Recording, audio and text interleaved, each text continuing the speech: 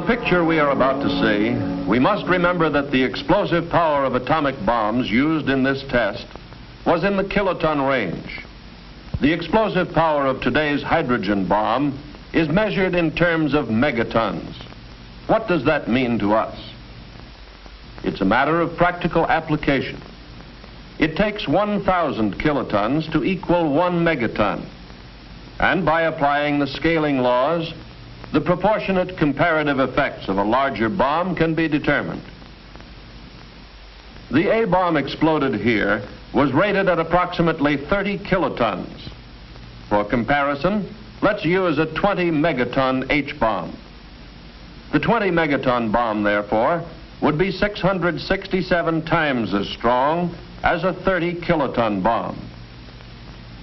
The relationship between distance for any given pressure and the size of nuclear weapons follows the cube root scaling law.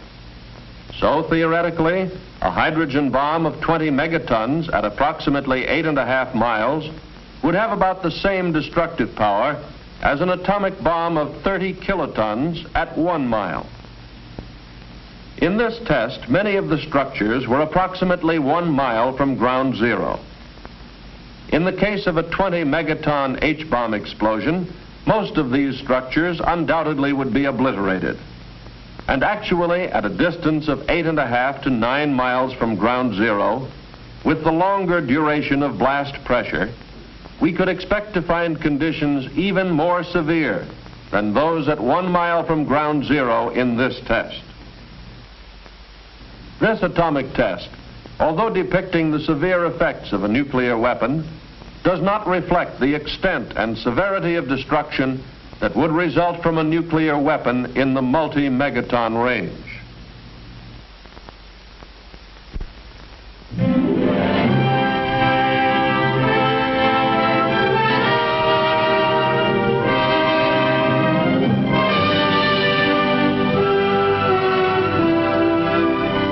Here at the Atomic Energy Commission's Nevada test site, I covered the story of Operation Q, a program to test the effects of an atomic blast upon the things we use in our everyday lives.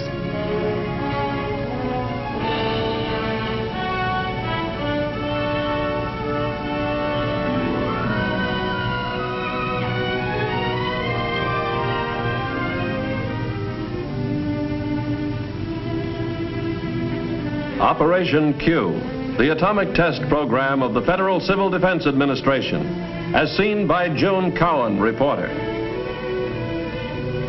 I had to see Operation Q through many eyes, not only my own, but as a reporter through the eyes of the average American man and woman. I arrived at Civil Defense Headquarters the day before the explosion was scheduled to take place, and checked in at once with the official who was to brief me about the test. To give me a perspective of the entire layout, a member of the Civil Defense staff showed me a carefully prepared model of the site. The scope of the test and the detailed care with which it had been planned amazed me as I listened to the explanation. We begin with the question of shelter, for shelter might save our lives if we were far enough away from ground zero. If so, what kinds of shelter are effective?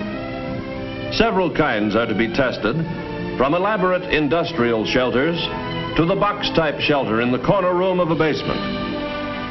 This type would give more room for a family, especially if it were necessary to remain there for several days. In this frame house without a basement, at the 4,700-foot line, we will test a bathroom shelter built of reinforced concrete. The entrance door and outside window covering are designed to resist blast. I asked about the possible loss of utilities and what this would mean to survivors. No electricity for running a home or an industrial plant. Loss of power may be one of our biggest problems after an attack. Power poles, power lines, pole transformers, and complete substations are to be tested by the Edison Institute. How will they withstand this blast? How long will it take to make repairs? How soon can service be reestablished? These are things we hope to learn from the test. One complete transformer substation has been erected relatively close to the shot tower. A second substation and power lines have been placed at a much greater distance from the tower. Thinking about news during an atomic attack, I asked about radio towers. Two kinds are to be tested. One tower is self-supporting without guy wires. The other has supporting cables. Both types are very common.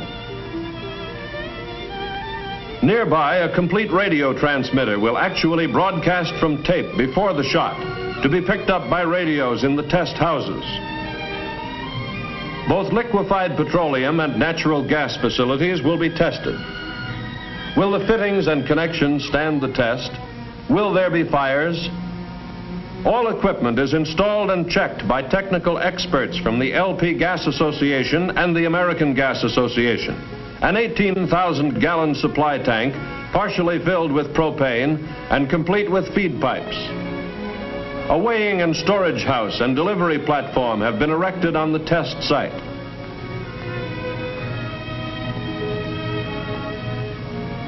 I was anxious to learn all I could about the various types of houses to be tested. 5 types are prepared for exposure to the blast and heat of this atomic explosion. First, a single-story frame rambler without basement built on a concrete slab. Second, a 2-story masonry with basement constructed of brick backed with 4-inch cinder blocks. Third, a house of 8-inch concrete blocks reinforced with steel. The 4th type is a single-story rambler made of precast lightweight concrete. Walls and roof panels were joined by welding steel lugs. The 5th, at the 5,500-foot line, is a redesigned house similar to one previously tested. This new design provides additional strength at a cost increase of approximately 10%. That's the real purpose of testing these houses, to find their weak points. Through the cooperation of the furniture and appliance industries, household furnishings were installed in the houses. Mannequin families supplied by private industry are to represent Mr. and Mrs. America. Interior home furnishings donated by industry are complete in every detail. I looked at the mannequins sitting about so indifferently. Naturally, I was very interested in preparations for the testing of textiles and synthetic fabrics. Rows of mannequins were set up in the open facing the blast. Each item of clothing and each color had been carefully selected to give much needed survival information. I was especially interested in the food test program. Canned and packaged foods are to be tested. As a mother and housewife, this appealed to me. I had several questions to ask. Would food in the average home be safe to eat after a blast? Food testing in Operation Q is planned to answer this and other vital questions.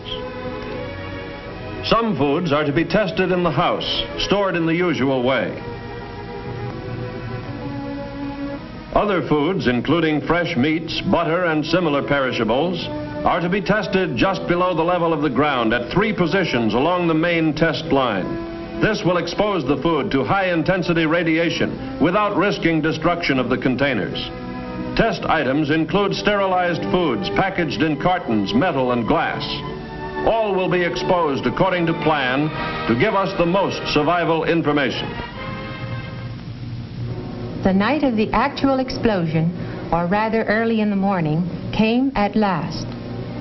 On Media Hill, television equipment was ready to bring the test into homes from coast to coast. Reporters, commentators, military and civil defense observers all had a purpose: to study the results of this explosion. At a position a mile forward from Media Hill, the Civil Defense Field Exercise Group had assembled with their equipment.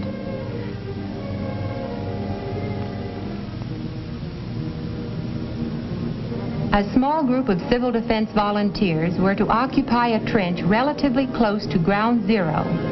On Media Hill, where I remained, there was hot coffee, last-minute briefings, and more waiting. But it seemed no time at all before the loudspeaker warned, H-minus 1 minute. Put on your goggles. Observers without goggles must face away from the blast. On the silent desert, the test objects waited. H-minus 10 seconds. 9, 8, 7, 6, 5, 4, 3, 2, 1, 0.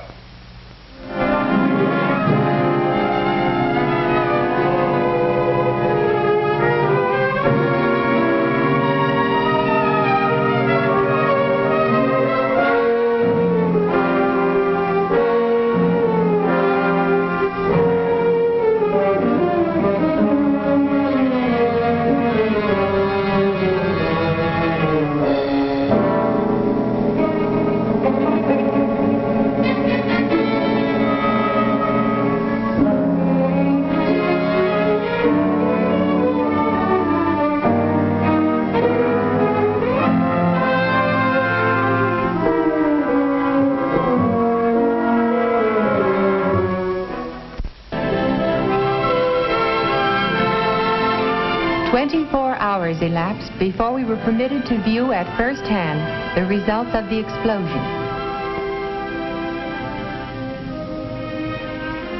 Let's see how the blast affected the houses. This is what remained of the masonry house that was not reinforced.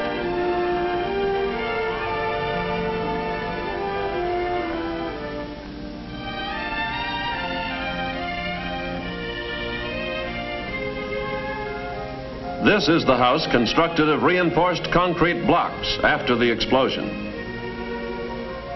Although the redesigned two-story frame house was severely damaged, the structural improvements had strengthened its resistance considerably. As seen here, although basement shelters offered some degree of protection, they cannot be depended upon completely in potential blast areas. The reinforced bathroom shelter was standing intact beneath the ruins of the house, so this type also offered some degree of protection. The upper section of one unguided radio tower collapsed from the tremendous force of the blast. The guide tower was slightly twisted by a power pole which fell across one of the guy wires. Within the concrete radio house, equipment had been shaken up. But as soon as power was restored, the transmitter resumed broadcasting. The 18,000-gallon tank of liquefied petroleum gas was undamaged. Tests showed that even the connections were intact. The weighing and storage house was scattered across the desert, but the consumer-sized tanks were unharmed. Power lines and transformers suffered some damage, but most of the power poles were still standing or could be repaired. The power substation was not seriously harmed. Edison Institute personnel tested all lines and found the station to be operative. The food and cases of canned goods were taken away for laboratory tests. Do you remember this young lady? This tattoo mark was left beneath the dark pattern. And this young man, this is how the blast charred and faded the outer layer of his new dark suit. During all this activity, the mass feeding group was improvising to feed the test observers.